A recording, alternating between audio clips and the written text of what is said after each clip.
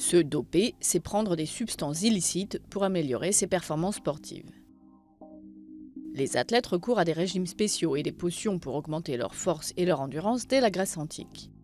Dans les années 1920, contrôler l'usage de drogue dans le sport devient une nécessité. En 1928, l'Association internationale des fédérations d'athlétisme est la première fédération sportive internationale à interdire le dopage.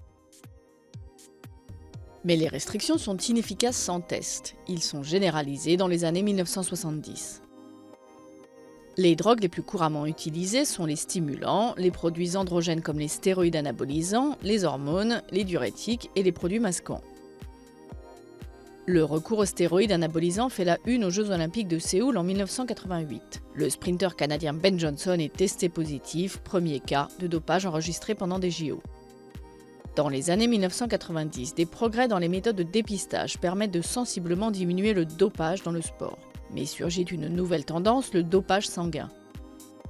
Pratiquement indétectable, il accroît la capacité de transport d'oxygène du sang et donc l'endurance et les performances. L'Agence mondiale antidopage a été créée en 1999 dans la foulée du scandale qui a ébranlé le Tour de France l'année précédente. La star déchue du cyclisme Lance Armstrong est l'une des principales incarnations du dopage dans le sport. L'Américain 7 fois vainqueur du Tour de France a perdu tous ses titres et a été banni à vie de son sport après avoir admis s'être dopé toute sa carrière. En novembre 2015, les patrons de l'athlétisme mondial ont aussi interdit de compétition internationale tout un pays, la Russie. Une commission indépendante mise en place par les autorités antidopage mondiales y avait mis à jour un système institutionnalisé de dopage.